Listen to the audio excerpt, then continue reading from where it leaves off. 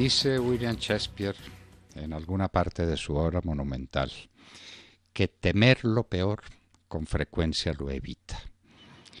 Estamos temiendo lo peor para Colombia hace mucho rato, y lo peor que le puede pasar es volver a la época negra de Ernesto Samper, donde éramos los parias del universo, condenados por todos por haber elegido un presidente con el dinero del narcotráfico, Ernesto Samper Pizano, obviamente un mafioso que se hizo elegir por la mafia. Uno se hace elegir por quien busca de amigo y por quien coincide con él en su posición ante la vida. Pues esa época amarga parecía definitivamente superada, pero no, estamos de vuelta a aquel momento. En el próximo mes de septiembre, los Estados Unidos tendrán que certificar los países que colaboran en la ayuda en la cruzada contra el narcotráfico. Colombia no estará en esa lista. Colombia estará en la lista maldita de los que no prestan colaboración en la lucha contra el narcotráfico, de quienes lo consienten, de quienes permiten que el narcotráfico domine, se haga dueño de sus instituciones y de su destino. Y es lo que está pasando. En este momento, ¿quién es el dueño real de Colombia? ¿Dónde existe el poder? El poder nominal, el poder teórico lo tienen las instituciones, el presidente de la República, un Congreso que supuestamente funciona y un poder judicial que hace lo suyo. El poder real no está ahí. El poder real está en el narcotráfico. Los tribunales colombianos todos se pusieron cita como si se hubieran puesto de acuerdo, y realmente es lo que hay, un acuerdo tácito para conducirnos hacia ese destino trágico. El Consejo de Estado empieza por la determinación bien cuestionable de que el señor Santrich tiene fuero como personaje elegido para el Congreso de la República. Primero, él no fue elegido por nadie. Los bandidos de las FARC que están en el Congreso de la República no recibieron un voto de nadie para estar allá. Simplemente eso está en un acuerdo maldito entre Juan Manuel Santos, colaborador directo de la mafia, y los mafiosos que trabajaron allá en Cuba para sellar nuestro destino trágico, contra el cual Colombia dijo no, un no rotundo que lamentablemente fue traicionado en un acto electoral sencillamente conmovedor. Santos y su gente en el Consejo Nacional Electoral y en la registraduría hicieron todo lo posible por derrotar el veredicto ciudadano, pero no fue posible. No rotundo, no a los acuerdos de las FARC, dijo el pueblo.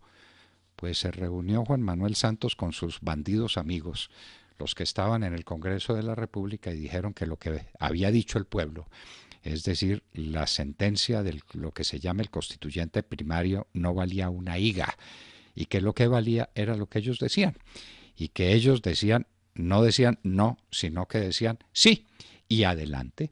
Y entonces viene el fast track y las reformas a la Constitución y la entrega formal del país a la mafia, cumpliendo un acuerdo maldito, el de las 312 páginas que parece que nadie ha tenido el cuidado de leer. Y ahí empiezan nuestras desventuras, que se rematan ahora con estas decisiones de todas las cortes. El Consejo de Estado diciendo que no es necesaria la posesión de una persona para ejercer un cargo y para tener las atribuciones y consecuencias que ese cargo tiene. Es decir, ejercicio del poder sin posesión. Esto es un caso inaudito y sin haber jurado el cumplimiento de sus obligaciones y de sus deberes. Esa fue decisión del Consejo de Estado, la primera en este camino maldito. Luego viene la Corte Suprema de Justicia y dice que como el señor está forado, según lo dice el Consejo de Estado, pues no puede estar preso sin una decisión de la Corte Suprema de Justicia, que tiene que entrar a juzgarlo, porque es un señor aforado, es decir, tiene la calidad de congresista de la República, un bandido de esa laya que estaba haciendo una conspiración para exportar 10 toneladas de cocaína a los Estados Unidos, que tienen el modesto valor de $1.000 millones en el mercado. Entonces, hasta ahí viene la Corte Suprema de Justicia, pero llega en ayuda de ellas dos la Corte Constitucional y decide, como lo dice ese espejo de juristas, una especie de, ¿quién diríamos?, de Álvaro Pérez Vives de nuestro tiempo, de Eduardo Zuleta Ángel, el señor Lizarazo.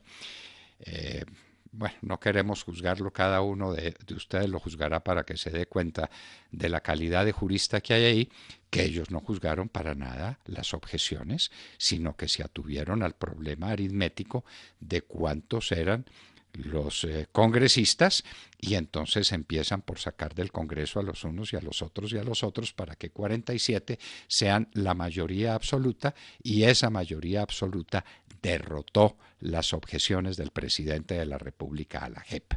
De manera que nos quedamos íntegro con ese esperpento diseñado por los bandidos de las FARC y por sus abogados, el señor Santiago y el señor Álvaro Leiva y sus asesores, diseñado por ellos para acabar de perder a la República. Y entonces tendremos en vigencia todas esas decisiones de la JEP, de las cuales modestamente el presidente había objetado 6, las 6 más irritantes, más duras, las que dejan en entredicho toda la capacidad del Estado para combatir el narcotráfico y para reducirlo y para poner a Colombia en la lista de los países demócratas y liberales del mundo que no están dominados por la mafia. Pues no, de acuerdo a la matemática del señor Lizarazo y de los otros 6 magistrados que lo acompañaron, fueron 7, no hubo sino un magistrado decente, el magistrado Guerrero, que lo es por vocación y por definición, que dijo, esto no puede ser así, las objeciones tienen que prosperar, el país no puede seguir cargando con este lastre. Pero la mayoría se impuso y entonces no hay objeciones, y entonces la JEP es la que decide el destino de Colombia, y la JEP, sabemos, fue elegida por los marxistas, leninistas, mafiosos designados para ese efecto. Y eso es así. Entonces tenemos un narcoestado. Les recomiendo otra vez el excelente artículo de Jesús Vallejo Mejía sobre el particular. Colombia es un narcoestado en este momento. Eso lo dirán seguramente los Estados Unidos en los próximos días. No sé qué artículo venga de New York Times o de alguien para que nuestro canciller no se ocupe de los temas de los que debiera ocuparse, como este que se viene encima, el de la desertificación, sino que se ocupe de los editorialistas y de los periodistas que están difamando el ejército de Colombia, convirtiéndolo en un ejército de asesinos, es decir, de autores de falsos positivos, y entre ellos al general Nicasio Martínez, que va a ser la próxima víctima. Al general Nicasio Martínez no lo van a sentar, lo van a obligar a pedir la baja, va a pedir la baja y nombrarán un nuevo comandante de las fuerzas militares, del Ejército Nacional, con el único requisito de que se someta a lo que le digan los que mandan en este país, que son los mafiosos. El general Nicasio Martínez estaba haciendo demasiado por combatirlos. Aquí había una tarea que no había sido comprendida suficientemente para destruirles sus laboratorios, para destruirles todo su andamiaje perverso para producir cocaína. Eso los molestó y entonces el general Nicasio es un réprobo, mientras Santrich es un mártir de la democracia. Y Santrich debe estar en la calle, mejor, debe estar en el Congreso de la República. ¿Cómo no? Porque aquí inclusive estamos dando títulos maravillosos. Una cadena vecina nuestra interroga al señor Lozada, a semejante bandido, y el periodista lo llama doctor. ¿Cómo le parece, pues? Quienes tenemos título de doctor nos preguntamos, ¿y este de dónde resultaría doctor? En las palabras ya estamos perdiendo la guerra y estamos llamando doctores a unos criminales despreciables, violadores de campesinos, terroristas, narcotraficantes, y en manos de ellos queda Colombia por voluntad y decisión de las Cortes Unidas, Consejo de Estado, Corte Suprema de Justicia, la Sala Penal, los demás se dejan llevar de la ternilla, y finalmente la Corte Constitucional, que derrota las objeciones del presidente Duque. ¿Desastre monumental para Duque? Pues desde luego, pero eso importa un pepino. Desastre para Colombia, cuyo presidente trató de hacer tímidamente algunas cosas para enfrentar la mafia y las Cortes lo derrotaron. Y estamos en manos de la mafia. El señor Santrich, que es un mafioso, como dijo el presidente, está en la Cámara de Representantes por decisión de las autoridades judiciales. Vea pues el país que tenemos, el país al que nos condujo Juan Manuel Santos y este acuerdo maldito que decimos otra vez había que volver trizas.